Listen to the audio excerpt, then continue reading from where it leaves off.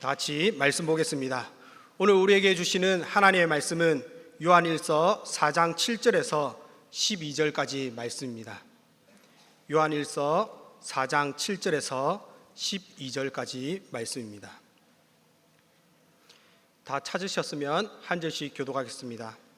사랑하는 자들아, 우리가 서로 사랑하자. 사랑은 하나님께 속한 것이니 사랑하는 자마다 하나님으로부터 나서 하나님을 알고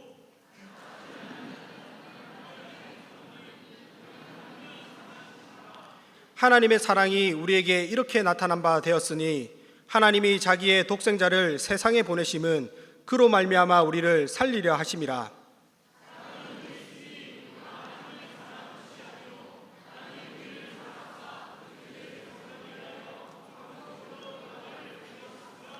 사랑하는 자들아, 하나님이 이같이 우리를 사랑하셨은즉 우리도 서로 사랑하는 것이 마땅하도다.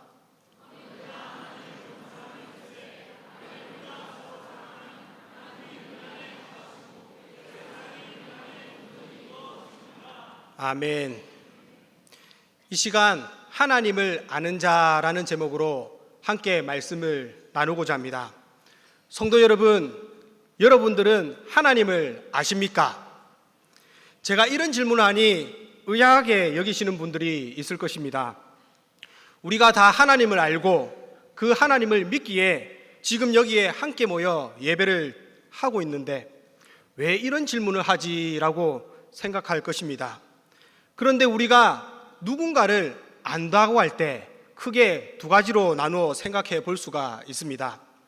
먼저는 내가 상대방을 지식적으로 아는 것으로, 예를 들어 우리가 대통령을 안다고 할 때 그의 외모나 이름이나 나이나 키, 그리고 그가 나라를 위하여 하는 일이 무엇인지를 그를 일방적으로 안다는 것이며, 반면에 대통령은 나를 어떻습니까?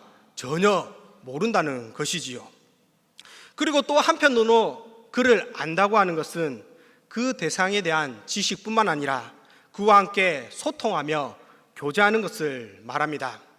특별히 오늘 말씀에서 우리가 하나님을 안다고 할 때, 이를 안다고 하는 것은 하나님을 지식적으로 알 뿐만 아니라 하나님과 함께 교제하며 하나님이 원하시는 뜻이 무엇인지 그것을 삶 속에서 실천하는 것을 말씀하는 것입니다.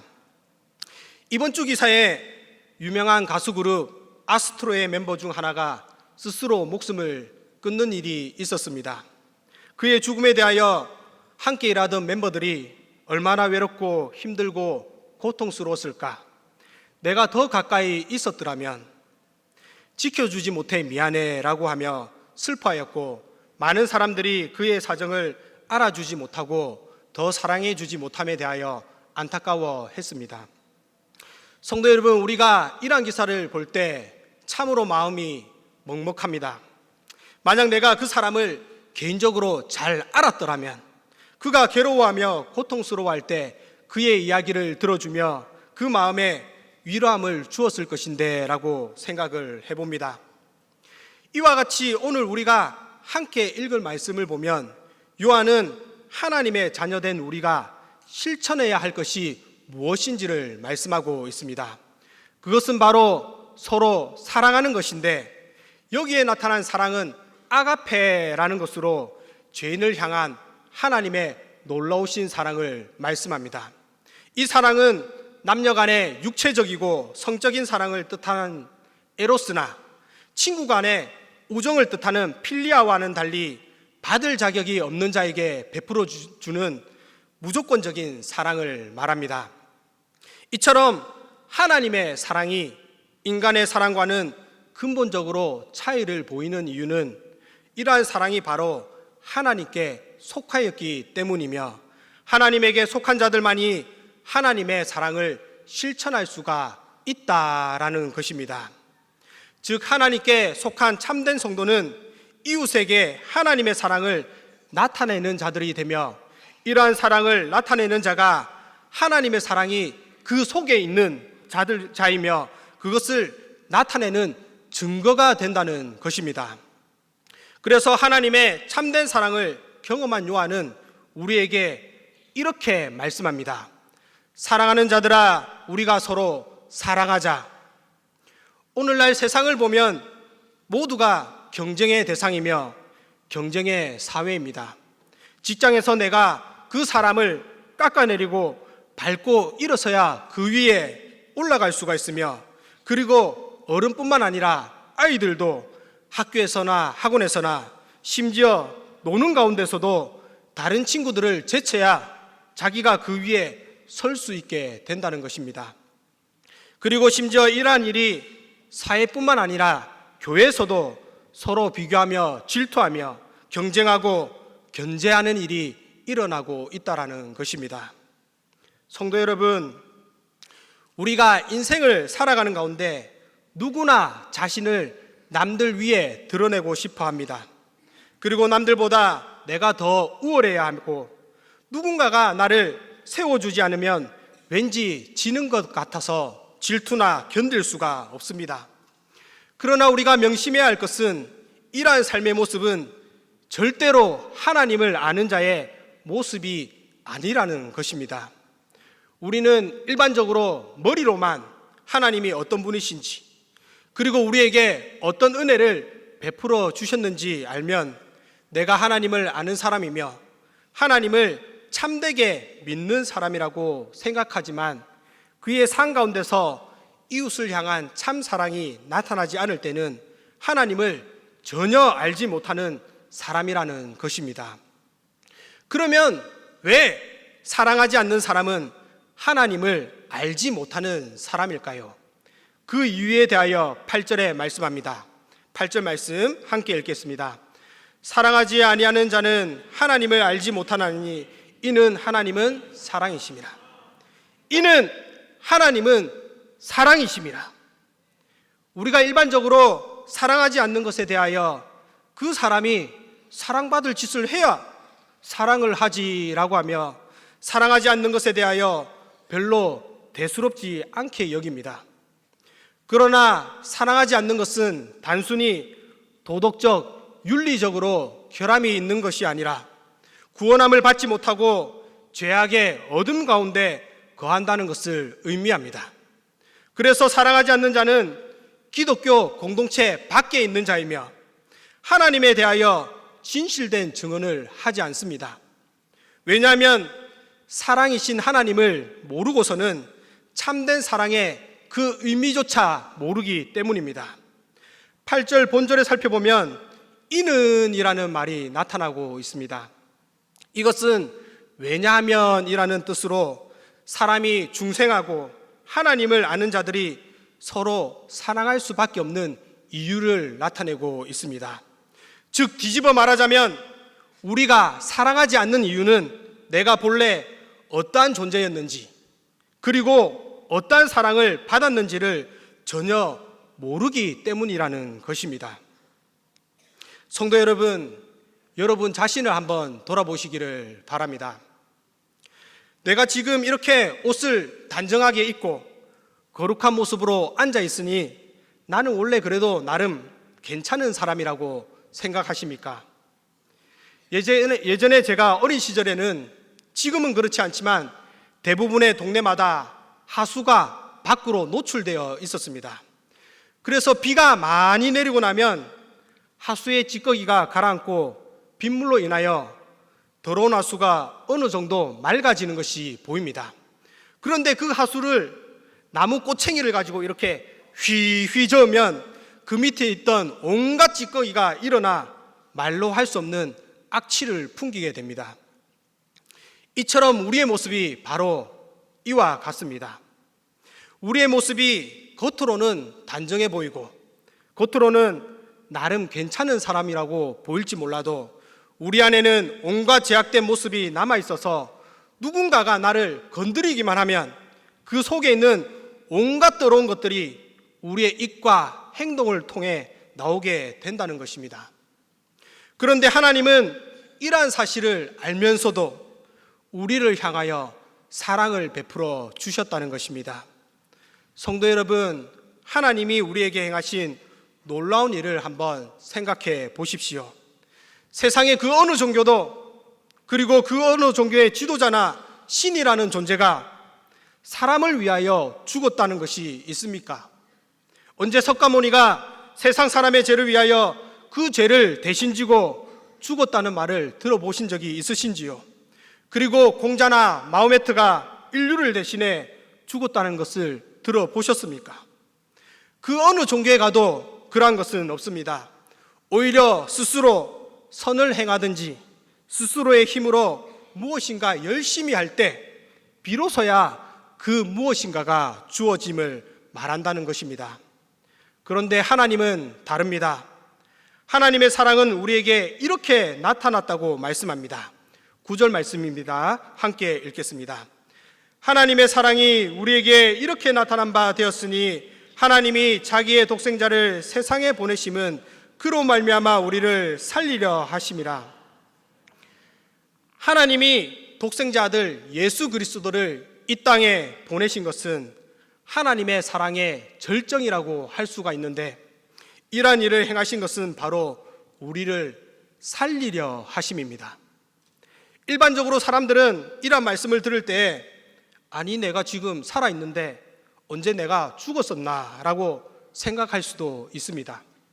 하지만 성경은 하나님 안에 거하지 않는 자, 즉 예수 그리스도의 대속의 죽음을 말미암지 않는 자는 이미 죽은 자로 규정하고 있다라는 것입니다.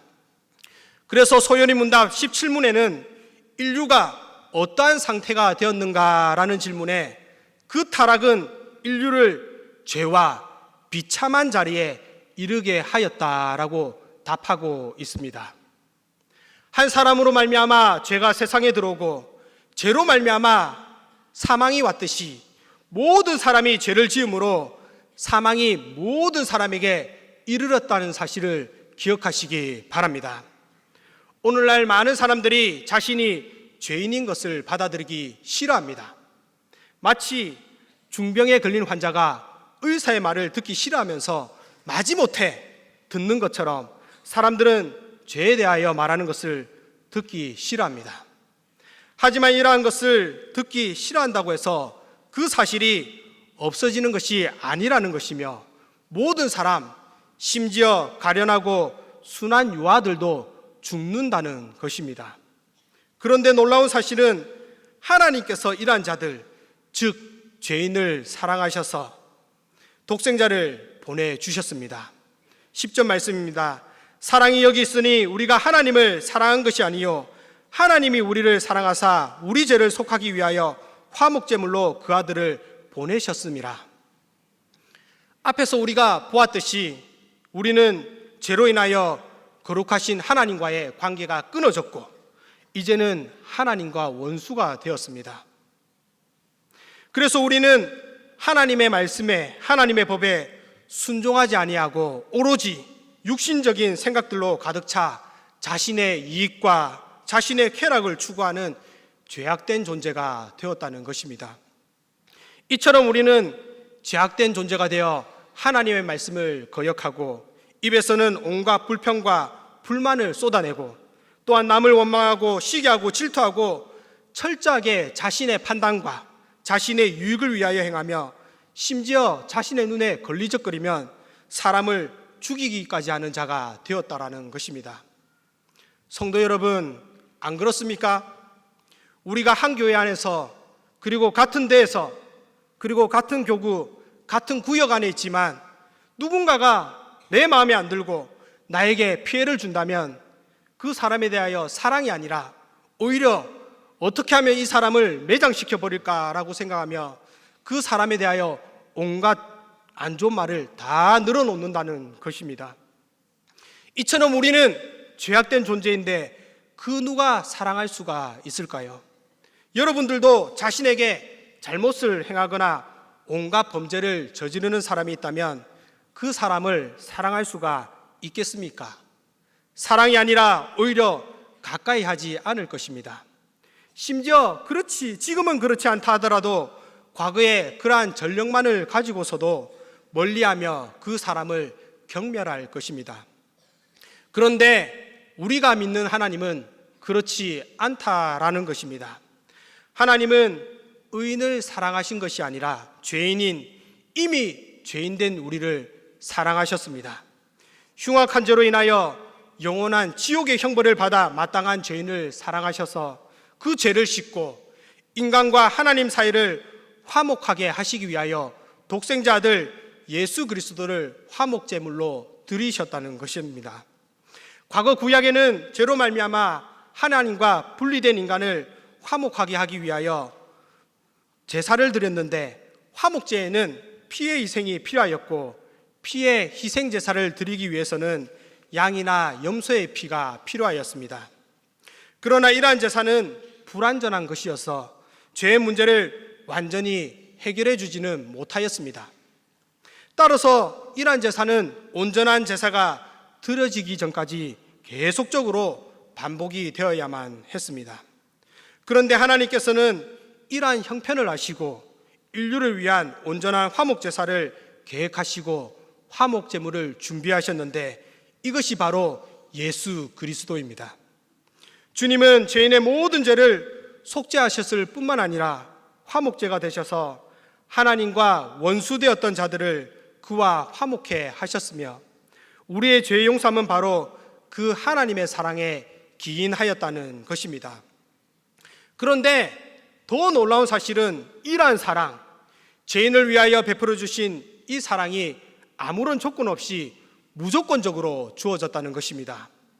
그러면 이처럼 나의 선행이나 나의 노력 없이 그저 값없이 큰 사랑을 받은 우리는 세상 가운데 어떻게 살아야 하는 것일까요? 11절 말씀 다 같이 읽겠습니다. 사랑하는 자들아, 하나님이 같이 우리를 사랑하셨으니 우리도 서로 사랑하는 것이 마땅하다. 본절에서 요한은 우리를 향하여 일방적으로 사랑해라 이렇게 말하지 않습니다. 먼저 하나님의 사랑이 어떤 것인지를 설명한 후에 그 사랑을 입은 우리가 형제를 사랑하는 것이 마땅하다라고 말씀하고 있습니다. 여기서 마땅하다라는 것은 빚을 진 채무자가 채권자에게 갚아야 할 당연한 책임을 말하는 것으로 옳다, 마땅하다, 당연히 해야 한다라는 뜻이며, 이는 하나님이 우리를 이같이 사랑하셨기에 우리도 당연하게 책임감과 의무감을 가지고 사랑해야 한다는 것입니다. 그러나 이것은 단순히 의무감과 책임감을 말하는 것이 아닙니다. 의무적으로 하나님을 사랑하는 자는 하나님의 사랑을 완전히 알지 못하는 자이며, 참된 사랑을 실천하는 자야말로 이미 하나님의 사랑을 경험한 자로서 하나님의 사랑이 그 마음속에 있다라는 것입니다. 요한은 이러한 사랑의 실천에 대하여 12절에 더 자세히 언급합니다. 12절 말씀 함께 읽겠습니다. 어느 때나 하나님을 본 사람이 없으되 만일 우리가 서로 사랑하면 하나님이 우리 안에 거하시고 그의 사랑이 우리 안에 온전히 이루어지느니라. 아멘. 하나님 그 자체를 본 사람은 단 한 사람도 없는데, 역사상 하나님과 가장 가까웠다는 모세조차도 완전하신 하나님 그 자체를 보지 못하였으며, 만약 그를 보게 되면 죽게 된다는 것입니다. 그러나 요한은 하나님의 사랑을 나타내는 사람을 통해 하나님은 보여지고 느껴질 수 있는 가능성을 말씀하는데, 즉 사랑은 하나님께 속한 것으로 그리스도 예수를 통해서 나타났고 사랑을 실천하는 성도들을 통해 나타나므로 이로써 하나님의 사랑의 실체에 접근할 수가 있다라는 것입니다. 성도 여러분, 거룩하시고 공의로우신 하나님은 그 속성상 미움과 증오가 있는 곳에는 머물 수가 없는 분이십니다. 그러나 사랑과 용서가 있는 곳에는 자연스럽게 머물 수 있는 분으로서 내가 하나님께 받은 사랑을 생각하며 정말로 서로 사랑할 때, 우리가 정말로 서로 사랑할 때 하나님의 사랑은 성도의 삶 속에서 온전히 성취된다는 것입니다. 따라서 하나님이 아무리 사랑 중에 거하시고 그의 속성이 절대적인 사랑이라고 할지라도 그를 믿는 자가 삶 속에서 그 사랑을 실천하지 않는다면 이 세상에 하나님의 사랑이 온전히 나타날 수 없다라는 사실을 명심하시기 바랍니다. 이제 말씀을 맺고자 합니다. 성도 여러분, 여러분들은 사랑이라는 단어를 들으면 무엇이 생각나시는지요? 많은 사람들이 이 세상을 영원할 것처럼 자신의 이익을 위하여 살아가지만 우리 모두는 언젠가 이 인생이 끝이 날 것이라는 사실을 알고 있습니다. 우리가 인생의 마지막을 맞이할 때 하나님 앞에서는 내세울 것은 아무것도 없으며 세상에 이루어낸 결과는 아무것도 쓸데없는 것이 될 것입니다. 그러나 우리가 세상을 살아가는 가운데 하나님을 사랑하며 하나님께 값없이 받은 은혜를 따라 형제와 이웃을 뜨겁게 사랑하며 그 사랑을 삶 가운데 실천한다면 마지막 때 그 사랑만이 남아서 하나님께서 그 사랑에 대한 보상을 다 갚아 주실 것입니다. 사랑하는 성도 여러분, 사랑하십시오. 사랑하는 성도 여러분, 서로 사랑하십시오. 사랑하는 성도 여러분, 뜨겁게 서로 사랑하십시오. 이것이 바로 하나님을 아는 것입니다. 함께 찬양하겠습니다. 하나님은 자격 없는 우리를 불러주셨고 그 아들 독생자 예수 그리스도를 십자가에 내어주시기까지 우리를 사랑해 주셨습니다. 우리가 그 사랑을 받은 자로서 마땅히 우리 또한 사랑을 나눈 자가 되어야 할 것입니다. 이러한 하나님의 사랑을 기억하며 함께 찬양하겠습니다.